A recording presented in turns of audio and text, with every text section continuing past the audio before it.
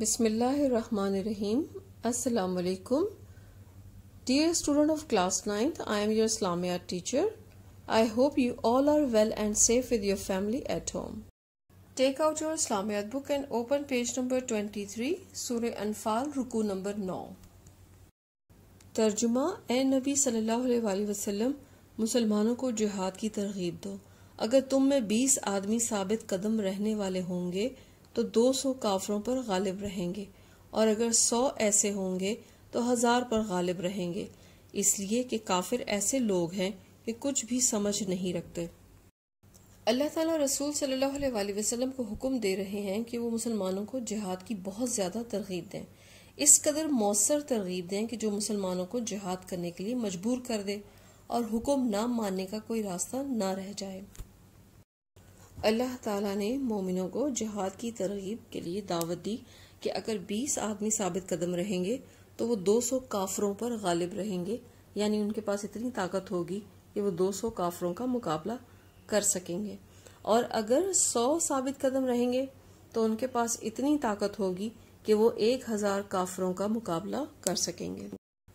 اب اللہ نے تم پر سے بوجھ ہلکا کر دیا اور معلوم کر لیا کہ ابھی تم میں کسی قدر کمزوری ہے، بس اگر تم میں 100 ثابت قدم رہنے والے ہوں گے تو وہ 200 پر غالب رہیں گے، اور اگر 1000 ہوں گے تو اللہ کے حکم سے 2000 پر غالب رہیں گے، اور اللہ ثابت قدم رہنے والوں کا مددگار ہے. جب اللہ تعالیٰ نے دیکھا کہ مسلمانوں کے لیے یہ حکم بڑا تکلیف دہ ہو رہا ہے تو انہوں نے اپنے کمال رحمت سے مسلمانوں پر بوجھ ہلکا کر دیا، کیونکہ اس سے معلوم ہو گیا کہ اتنی زیادہ جسمانی طاقت تو ہے نہیں کہ ایک مسلمان 10 کافروں کا مقابلہ کرے.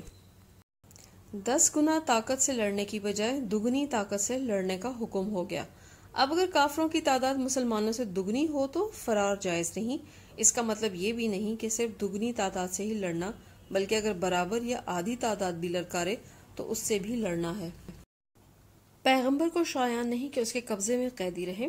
جب تک کافروں کو قتل کر کے زمین میں کثرت سے خون نہ بہا دے تم لوگ دنیا کے مال کے طالب ہو، اور اللہ آخرت کی بھلائی چاہتا ہے، اور اللہ غالب حکمت والا ہے.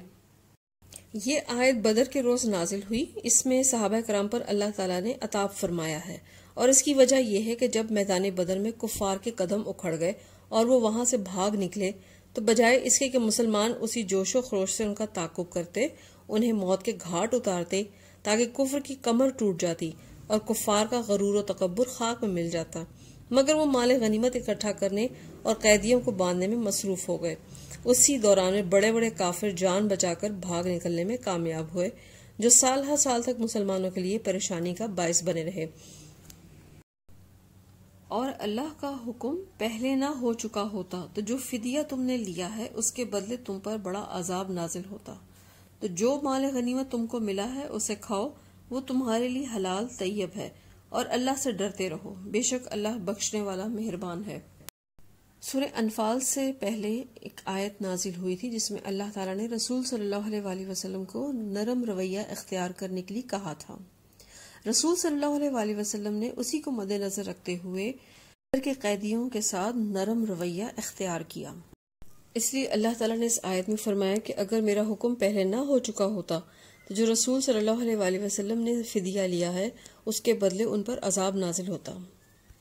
مال غنیمت کا مال مسلمانوں کے لیے حلال قرار دیا گیا ہے، اس لیے اسے کھا سکتے ہیں، استعمال کر سکتے ہیں، اور اللہ سے ڈرتے رہنا چاہیے، بے شک اللہ بخشنے والا ہے. امید ہے کہ اس رکوع کی تمام آیت کا مفہوم آپ کو سمجھ آ گیا ہے. Thank you students. You should pray from Allah to keep us all safe from COVID-19. Stay home, stay safe. Allah Hafiz.